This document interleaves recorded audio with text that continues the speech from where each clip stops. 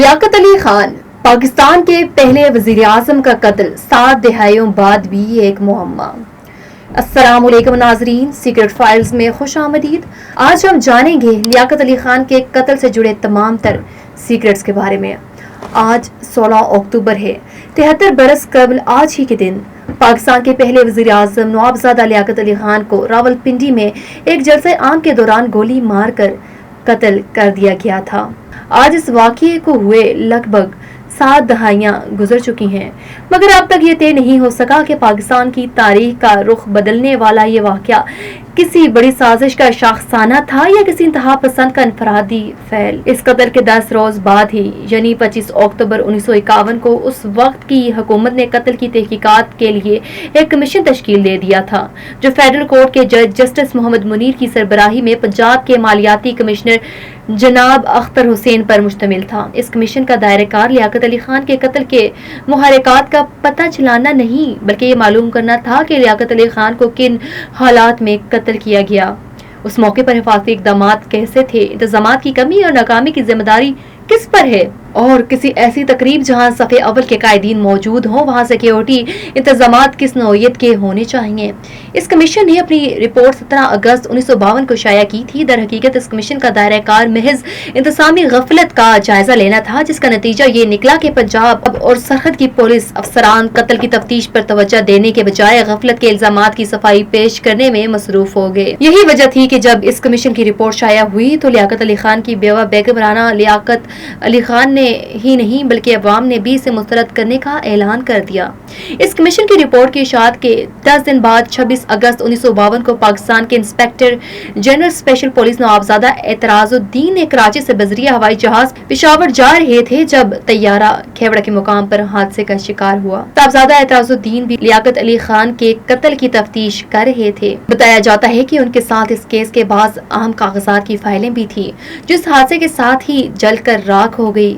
حکومت نے اس کمیشن کی رپورٹ پر بیگم رانا اور عوامی رد عمل کے پیش نظر ایک اور رپورٹ تیار کروائی، جس کے لیے اسکاٹ لینڈ یارڈ کے ایک معروف سراغ رساں کے خدمات حاصل کی گئی۔ اس خدمت کی عوض 10,000 برطانوی پاؤنڈ بطور معاوضہ حاصل کیے اور 28 نومبر 1954 سے 16 جون 1955 تک قتل کی تفتیش کرتے رہے۔ 25 جون 1955 کو ان کی رپورٹ اشاعت کے لیے جاری کی گئی۔ ان کی تفتیش کا حاصل یہ تھا کہ لیاقت علی خان کا قتل کسی سازش کا شاخسانہ نہیں تھا بلکہ ایک قاتل کا ذاتی فعل تھا۔ اس دوران محکمہ پولیس نے CID انسپیکٹر شیخ ابرار احمد کو لیاقت علی خان کے قتل کی تفتیش پر مامور کیا۔ شیخ ابرار احمد اس قتل کے وقت جلسہ گاہ میں موجود تھے اور انہی نے لیاقت علی خان کے قاتل سید اکبر پر گولیاں چلانے والے انسپیکٹر محمد شاہ کے ہاتھوں سے ریوالور چھینا تھا۔ شیخ ابرار احمد کی تیار کردہ رپورٹ نے ان کی خود نوش سوانح نقوش زندگی میں شامل ہے۔ اس رپورٹ کے مطابق لیاقت علی خان کا قتل اگرچہ سید اکبر کا ذاتی فعل تھا، تاہم انہوں نے یہ بین السطور بعض اخبارات کو سید اکبر کی ذہنی حالت کو تبدیل کرنے کا ذمہ دار قرار دیا، جن میں لیاقت علی خان اور بیگم رانا لیاقت علی خان کے خلاف معاندانہ مواد کی اشاعت معمول کی بات تھی، اور اس زمانے میں ایران کے وزیر اعظم نظام آرا کے قتل کی خبروں کو غیر معمولی کوریج دی گئی تھی۔ وینکٹ رامانی نے اپنی کتاب پاکستان میں امریکہ کا کردار میں تحریر کیا ہے۔ ٹرومین انتظامیہ کو کوریا کی مسلسل جنگ میں اس کی مداخلت کی بنا پر کانگریس کی روز افزوں نکتہ چینی کا سامنا تھا۔ بہت سے نکتہ چینوں کا کہنا تھا کہ امریکہ نے زیادہ تر بوجھ اٹھا رکھا ہے اور اسے زیادہ تر جانی نقصان بھی برداشت کرنا پڑ رہا ہے، جبکہ بہت کم ایشیائی ملکوں نے اس فوجی مہم میں شرکت کی۔ وزیر خارجہ DHSN کا خیال تھا کہ پاکستان کو اقوام متحدہ کی کمانڈ میں اہم کردار ادا کرنے پر آمادہ کرنے کی نئی کوشش کے لیے یہ مناسب وقت تھا۔ مزید لکھا گیا کہ DHSN نے پاکستان میں امریکی سفیر کو پاکستانی حکام سے فوری رابطہ کرنے کی ہدایت جاری کرتے ہوئے انہیں ہوشیاری سے رہنمائی بھی فراہم کی۔ جس نقطے پر زور دیا جانا تھا وہ خود اپنی سلامتی کے بارے میں پاکستان کے خدشات تھے۔ HSN نے یہ مشورہ دیا کہ وان لیاقت علی خان کو یہ یاد دلائیں کہ اگر اقوام متحدہ کے ارکان کوریا کی فوجی مہم میں ٹھوس تعاون فراہم کرنے میں ناکام رہے تو اس نتیجے میں اجتماعی سلامتی کا نظام ختم بھی ہو سکتا ہے۔ بالشبہ پاکستان اس امر سے آگاہ ہے کہ اقوام متحدہ کے دوسرے ملکوں کو بھی کسی روز جارحیت کا نشانہ بنانے پر اقوام متحدہ کے وسائل کی ضرورت پڑ سکتی ہے۔ وان نے 11 مئی 1951 کو یہ مسئلہ لیاقت علی خان کے گوشے گزار کیا۔ لیاقت علی خان بھی ایک بہت زبردست سیاستدان تھے. انہوں نے اس مسئلے کو الٹنے اور پاکستان کے لیے ممکنہ حد تک بہترین شرائط حاصل کرنے کی کوشش کی. وہ سمجھتے تھے کہ امریکہ کی ضرورت پاکستان کے لیے ایک موقع ہے. صاف گوئی سے کام لیتے ہوئے انہوں نے کہا کہ فیصلے کا وقت آ گیا ہے. اگر امریکہ ان سے مشرق وسطی میں تعاون یا کوریہ میں استعمال کے لیے ایک یا زیادہ ڈویژنوں کی پیشکش کا طلبگار تھا تو پھر وہ پاکستان کے معاملے میں کس قسم کی ذمہ داری قبول کرے گا؟ اگر وہ امریکہ کا ہاتھ پکڑنے کا فیصلہ کرتے تو کیا امریکہ کشمیر کے مسئلے پر ان کی حمایت کرے گا؟ نہرو انڈیا کے زیر انتظام کشمیر کے آئین ساز اسمبلی کے انتخابات کروانے پر تلے ہوئے تھے. نہرو کی طرز عمل کو ناکام بنانے کے لیے امریکہ کیا قدم اٹھائے گا؟ کیا امریکہ پختونستان کا شوشہ ختم کروانے میں پاکستان کی مدد کرے گا؟ امریکہ ان سے ایک ایسے فیصلے کی خواہش کر رہا تھا جو مغرب کے ساتھ ایک ناقابل تلافی رشتے پر دلالت کرتا تھا. وہ یہ فیصلہ کرنے پر تیار تھے. کیا امریکہ بھی پاکستان کے ساتھ ایسا ہی سلوک کرنے پر تیار تھا؟ لیاقت علی خان نے وہ قیمت بیان کر دی جو وہ امریکہ سے وصول کرنا چاہتے تھے. ایچ ایس این نے اس کا جو جواب دیا وہ اس زمانے میں برصغیر کے مسائل کے بارے میں امریکی حکومت کے رویے کی واضح ترین نشاندہی کرتا ہے. انہوں نے اپنے سفیر وان کو مطلع کیا کہ اگر لیاقت علی خان فوج فراہم کرنے کی پیشکش کو امریکہ کی طرف سے کشمیر اور پختون مسائل پر مکمل اور غیر مشروط حمایت سے منسلک کرتے ہیں تو یہ ان کے لیے قابل قبول نہیں. اس قسم کا امریکی اقدام انڈیا اور افغانستان کی حکومتوں کو مکمل طور پر برگشتہ کرنے کا موجب بنے گا. جہاں تک ایچ ایس این کا تعلق تھا، کوریا کے لیے پاکستانی فوج کی پیشکش کوریا کے براہ راست تعلق نہ رکھنے والے دوسرے مسائل پر دورس سیاسی حمایت سے سودے بازی کی بنا پر قبول نہ کیا جا سکتا تھا. اب سے چند برس پہلے امریکہ کے نیشنل آرکائیوز ڈپارٹمنٹ نے اپنی دستاویزات عوام کی رسائی کے لیے کھولی تو ان میں سے خطوط اور ٹیلی گرام بھی موجود نظر آئے جن کے مطالعے سے لیاقت علی خان کے قتل کے بعض گرہیں کھلتی نظر آتی ہیں. ان میں پہلے دستاویز 7 ستمبر 1951 کو کراچی میں امریکی سفیر کی جانب سے امریکہ وزیر خارجہ ایچ ایس این کے نام بھیجا گیا تھا. ایک ٹیلی گرام ہے. اس ٹیلی گرام کے مطابق شام پاکستان کے وزیر خزانہ غلام محمد نے امریکی سفیر سے چائے پر ملاقات کی. سفیر کے مطابق غلام محمد شدید بیماری کے بعد تیزی سے صحتیاب ہو رہے تھے. غلام محمد نے وان سے درخواست کی کہ وہ حسب ذیل پیغام امریکی وزیر خارجہ تک پہنچا دیں. اگلے ہفتے ظفر اللہ خان واشنگٹن پہنچ رہے ہیں. ازرا کرم ان سے ملاقات کر لیجیے. انہیں توقع ہے کہ آپ ان سے اپنے گھر پر ملاقات کریں گے اور انہیں ہیری مین سے ملاقات کے لیے بھی وقت دلوا دیں گے. ہیری مین سے مراد غالباً ہیری ایس ٹرومین ہیں جو امریکہ کے صدر تھے. امریکی سفیر وان نے اس ٹیلی گرام میں مزید لکھا کہ غلام محمد کہتے ہیں کہ وہ پاکستان کی تعمیر اور مسلم دنیا کو کمیونزم کے خلاف منصب کرنے کا نصب لین پورا کیے بغیر مرنے کا ارادہ نہیں رکھتے. ان کی خواہش ہے کہ آپ یہ بات جان لیں کہ ظفر اللہ خان گورمانی اور خود انڈیا کے چھیڑخانی کو جنگ میں تبدیل نہیں ہونے دیں گے. وہ دسمبر میں 3 ہفتے کے لیے امریکہ آنا چاہتے ہیں اور اس موقع پر آپ سے ملاقات کا خواہاں ہیں. اس پورے بیان میں وزیر اعظم لیاقت علی خان کا کوئی ذکر موجود نہیں. غلام محمد اپنے اس پیغام میں امریکی وزیر خارجہ کو جس امر کی یقین دہانی کروا رہے تھے وہ یہ تھا کہ وہ اور ان کی دو رفقا انڈیا کی چھیڑخانی کو جنگ میں تبدیل نہیں ہونے دیں گے. ایک نو آزاد ملک کے وزیر خزانہ کو ایک عالمی طاقت کے وزیر خارجہ کو یہ یقین دہانی کروانے کی ضرورت کیوں پیش آئی؟ اس کا سبب رمانی کی کتاب کے اوپر درج اقتباس سے بخوبی ہو جاتا ہے. اس زمانے میں 27 جولائی 1951 کو لیاقت علی خان نے عوام سے خطاب کرتے ہوئے انڈیا کو مکہ دکھایا تھا. اس ٹیلی گرام سے یہ بھی پتہ چلتا ہے کہ غلام محمد اپنی حلالت کے باعث کاروبار حکومت چلانے کے لیے مکمل طور پر فٹ نہیں تھے. اندرونی اطلاعات یہ بھی تھی کہ انہیں اور گورمانی کو ان کے عہدوں پر ہٹایا جانے والا تھا. لیاقت علی خان سردار عبدالعرب نشتر کو نائب وزیر اعظم اور نواب محمد اسماعیل کو پنجاب کا گورنر بنانا چاہتے تھے. امریکی سفیر سے غلام محمد کی اس ملاقات سے 12 دن پہلے 25 اگست 1951 کو لیاقت علی خان نے امریکی وزیر خارجہ کے نام ایک خط تحریر کیا تھا جس میں پاکستان کے لیے دفاعی ساز و سامان کی درخواست کی گئی تھی. خط کے مشمولات کی اہمیت کے پیش نظر اس ڈاک یا کسی اور ذریعے سے بھیجنے کے بجائے سیکریٹری خارجہ اکرام اللہ کے ہاتھ بھیجا جانا زیادہ محفوظ اور مناسب خیال کیا گیا. اگر اتنا اہم خط جو ایک ملک کے وزیر اعظم نے ایک عالمی طاقت کے ذریعے وزیر خارجہ کو تحریر کیا تھا 2 ماہ کی غیر معمولی تاخیر کے بعد اس وزیر اعظم کے قتل کے 2 دن بعد 18 اکتوبر 1951 کو امریکی وزیر خارجہ کو پہنچایا گیا. لیاقت علی خان کے قتل کے 8 دن بعد ایک رپورٹ نما مضمون بھوپال سے شائع ہونے والے اردو روزنامہ ندیم میں شائع ہوا. اس مضمون کی سرخی تھی کیا لیاقت علی خان کا قتل امریکہ کی گہری سازش کا نتیجہ ہے. 23 اکتوبر 1951 کو دلی میں امریکہ کے سفارت خانے نے اس مضمون کی تلخیص کا ترجمہ ایک خفیہ ٹیلی گرام کے ذریعے امریکی وزارت خارجہ کو روانہ کیا. مضمون کی تخلیص کچھ یوں کی گئی تھی: پاکستان کی وزارت خارجہ کے مطابق برطانیہ نے پاکستان اور ایران کے سلسلے میں تعاون کرنے کا دباؤ ڈالا۔ امریکہ نے پاکستان سے مطالبہ کیا کہ وہ ایران پر اثر و رسوخ استعمال کر کے اس پر دباؤ ڈالے کہ ایران تیل کے کنویں امریکہ کے حوالے کر دے۔ لیاقت علی خان نے امریکہ کی درخواست مسترد کر دی۔ امریکہ نے کشمیر پر خفیہ معاہدے ختم کرنے کی دھمکی دی۔ لیاقت نے کہا کہ پاکستان نے امریکہ کے تعاون کے بغیر آدھا کشمیر لے لیا، باقی کشمیر بھی پاکستان حاصل کر لے گا۔ لیاقت نے امریکہ سے ہوائی اڈے خالی کرنے کا مطالبہ کیا۔ لیاقت کا مطالبہ واشنگٹن پر بم بند کر گرا۔ امریکہ کے حکمران پاکستان کے ہوائی اڈوں سے روس کو فتح کرنے کے جو خواب دیکھ رہے تھے وہ چکنا چور ہو گئے۔ امریکہ نے لیاقت کو قتل کرانے کے بارے میں سوچنا شروع کر دیا۔ امریکہ چاہتا تھا کہ قاتل مسلمان ہو تاکہ بین الاقوامی پیچیدگیاں دور کی جا سکیں۔ امریکہ پاکستان میں کوئی باغی تلاش نہ کر سکا، جیسا کہ وہ ایران، عراق اور ایران میں کامیاب رہا تھا۔ امریکی حکمران نے یہ ذمہ داری کابل کے امریکی سفارتخانے کو سونپی۔ سفارت خانے نے پشتون لیڈروں سے رابطہ کیا اور انہیں یقین دلایا کہ اگر لیاقت علی کو قتل کروا دیا جائے تو امریکہ 1952 تک پختونستان قائم کرا دے گا۔ پشتون لیڈروں نے سید اکبر کو قتل کی ترغیب دی اور اسے بھی موقع پر ہی قتل کرنے کا منصوبہ بنایا تاکہ سازش کا پتہ نہ چل سکے۔ امریکی حکومت کی لیاقت علی خان کے ساتھ اختلافات گراہم کی رپورٹ سے بظاہر ہوئے جو اس نے سپریم کورٹ میں پیش کی۔ گراہم نے اچانک پاکستان کی مخالفت شروع کر دی تھی، حالانکہ پہلے کبھی اس نے اشارہ نہیں دیا تھا۔ لیاقت کے جسم سے ملنے والے خالی کارتوس امریکی ساختہ تھے جن کو اعلیٰ امریکی افسر استعمال کرتے تھے اور وہ مارکیٹ میں دستیاب نہیں۔ ندیم اپنے مضمون میں لکھتے ہیں کہ جب گورنر جنرل خواجہ ناظم الدین نے بیگم رانا لیاقت علی خان کو ان کے شوہر کے قتل کی خبر سنائی اور ان سے تعزیت کی تو اس سے 3.5 منٹ پہلے امریکی سفیر بیگم صاحبہ کو یہ خبر سنا کر تعزیت کر چکے تھے۔ یہ تمام عوامل ثابت کرتے ہیں کہ ملزم امریکی ہے جس نے پہلے ہی مشرق وسطیٰ میں ایسے جرم کیے ہیں۔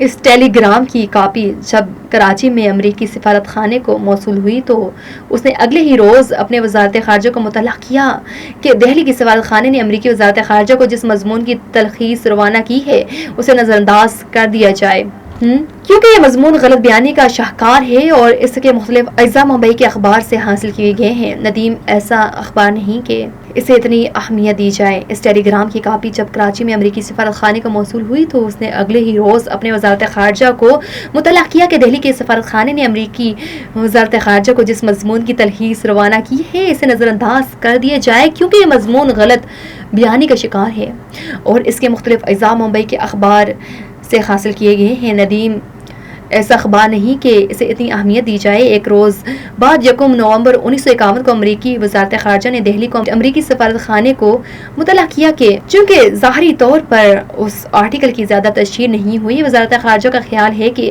اس کی عوامی تردید نہیں کی جانی چاہیے۔ سفارت خانہ اگر مناسب سمجھتے تو وہ غیر رسمی طور پر یہ بے بنیاد کہانی اپنے تاثرات کے ساتھ MEA کو بھیج سکتی ہے، البتہ عوامی سطح پر ہرگز اس کی تردید نہ کی جائے۔ ہم جاننا چاہیں گے کہ کیا اس کہانی کے اشاعت کے رد عمل کے طور پر پریس کے قوانین بنائے گئے ہیں۔ ندیم کی انتظامیہ کے بارے میں خفیہ طور پر تحقیقات کی جائیں۔ دہلی میں امریکی سفارت خانے اور واشنگٹن میں امریکی وزارت خارجہ کے حکام کے ساتھ ساتھ کراچی میں امریکی سفارت خانے بھی لیاقت علی خان کے قتل کی اطلاعات امریکی حکام کو فراہم کرنے میں مستقل فعال رہا۔ یہ سلسلہ 16 اکتوبر 1951 کی شام شروع ہوا۔ ان خفیہ دستاویزات کو www.icdc.com کی ویب سائٹ پر ملاحظہ کیا جا سکتا ہے، تاہم ان میں سے چند منتخب دستاویزات کا ترجمہ حسب ذیل ہے۔ لاہور سے اطلاع موصول ہوئی کہ آج شام راولپنڈی میں لیاقت کو گولی مار دی گئی جہاں وہ مسلم سٹی لیگ کے جلسے سے خطاب کر رہے تھے۔ ان کے سینے میں 2 گولیاں لگی۔ ہسپتال کی رپورٹ کے مطابق گولی سے لگنے والے زخم گہرے تھے۔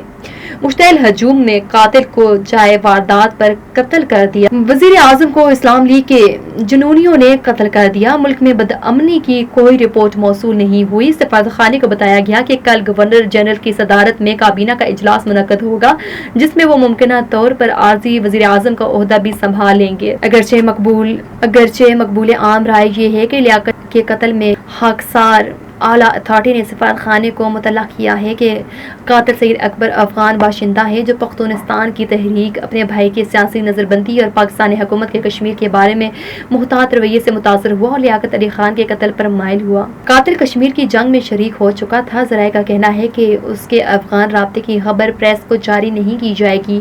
قاتل 14 اکتوبر کو ایبٹ آباد سے راولپنڈی کے لیے روانہ ہوا۔ سیکریٹری جنرل محمد علی کی صدارت میں موجود وزیروں کی ہنگامی میٹنگ ابھی ختم ہوئی ہے۔ جانشین کا ابھی تک کوئی فیصلہ نہیں ہو سکا۔ حکومت کا محکمہ اطلاعات اب قومی پریس کو بتا رہا ہے کہ قاتل افغان باشندہ تھا۔ پریس انفارمیشن آفیسر نے کہا ہے کہ وہ جدران قبیلے سے تعلق رکھتا تھا۔ رائے عامہ سے اندازہ ہوتا ہے کہ اگر عوام نے اس اطلاع پر یقین کر لیا تو وہ جنگ کا مطالبہ کریں گے۔ میں نے ابھی غلام محمد سے بات کی ہے، اس نے آپ کو خیر سگالی کا پیغام بھجوایا ہے۔ انہوں نے کہا کہ وہ لیاقت کی موت کی غم کو بڑے اچھے طریقے سے برداشت کر رہے ہیں اور اہم فیصلہ کرنے کے بارے میں سوچ رہے ہیں جو ان کے گورنر جنرل کے منصب اور خواجہ نظام الدین کے وزارت عظمیٰ کے منصب پر نامزدگی کے بعد ضروری ہوگا۔ دونوں کل 4 بجے اپنے عہدے کا حلف اٹھائیں گے۔ آج دوپہر میں نے غلام محمد کے ساتھ چائے پی جو راولپنڈی سے ٹرین کا سفر کرنے کے بعد کراچی پہنچے تھے۔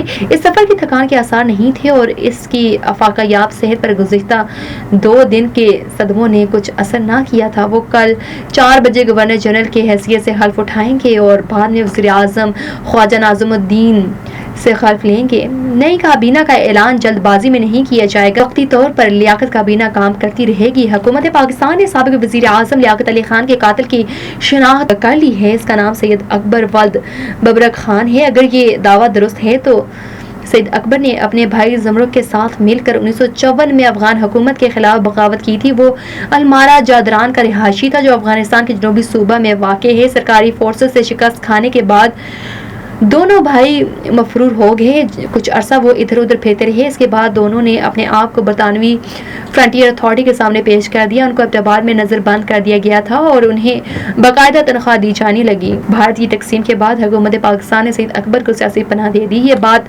صرف ظاہر ہے کہ اکبر کا افغانستان سے کوئی تعلق نہ تھا۔ پاکستان کی خفیہ ایجنسی کے قابل اعتماد ذرائع نے رپورٹ دی ہے کہ حکومت پاکستان کو پشاور میں افغان قونصلر کی سرگرمیوں کا علم تھا جنہوں نے حالیہ دنوں میں اکبر سے کئی بار رابطے کیے تھے۔ لیاقت علی خان کے قاتل پر بنگالی پریس کا رد عمل۔ بنگالی اخبار نے تشدید کی حوصلہ شکنی کی ہے۔ بائیں بازو کے اخبارات جن میں کمیونسٹ اخبار شامل ہے لکھا ہے کہ لیاقت کے قتل کے اثرات اینگلو امریکن بلاک کے لیے نقصان دہ ثابت ہوں گے۔ اخبار نے نظام الدین کے لیے لکھا ہے کہ وہ مغرب کے لیے تعصب رکھتے ہیں۔ بنگالی میڈیا کی اخبارات میں یہ خیال ظاہر کیا ہے کہ لیاقت کا قتل بھی اسی گروپ کی کارروائی کا نتیجہ ہے جس کے کچھ افراد مارچ 1951 میں حکومت کا تختہ الٹنے کی سازش میں پکڑے گئے تھے۔ آج افغان سفارت خانے نے 18 اکتوبر کو کابل سے موصول ہونے والے ایک اعلامیے کا ترجمہ مقامی اخبارات کے لیے جاری کیا۔ اس اعلامیے میں کہا گیا ہے کہ اگر حکومت پاکستان کا یہ کہنا مان لیا جائے کہ لیاقت کا قاتل افغان قومیت رکھتا ہے تو یہ بھی ماننا پڑے گا کہ سید اکبر اور ان کا بھائی 1944 میں حکومت ہندوستان کے خلاف بے امنی پھیلانے میں ملوث تھے۔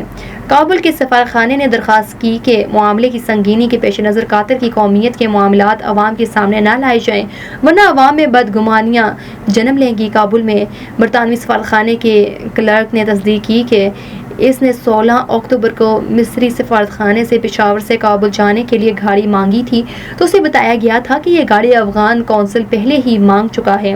گو اس واقعے کو قتل کے واقعے کے ساتھ منسلک کرنا مناسب نہیں، تاہم برطانوی سفارت خانے کا کلرک اس ریکارڈ پر لانے پر مصروف تھا۔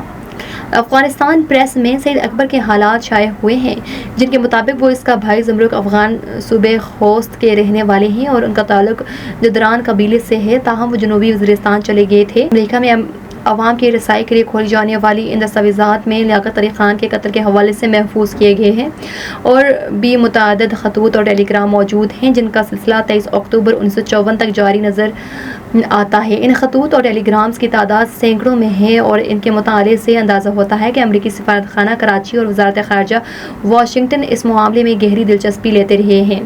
17 اگست 1952 کو حکومت نے منیر کمیشن کی رپورٹ کا خلاصہ اخبارات کے لیے جاری کیا تو اس وقت بھی امریکی سفارت خانے نے امریکی وزارت خارجہ کو اس رپورٹ کے مطابق عوامی جذبات سے مطلع کیا اور لکھا کہ سفارت خانے کو یقین ہے کہ کمیشن کی رپورٹ مبہم ہے اور کسی نتیجے پر نہیں پہنچتی، جس کی وجہ سے کابینہ سے اسے مقام پر کھڑی نظر آتی ہے جہاں وہ اس کمیشن کے قیام سے پہلے تھی۔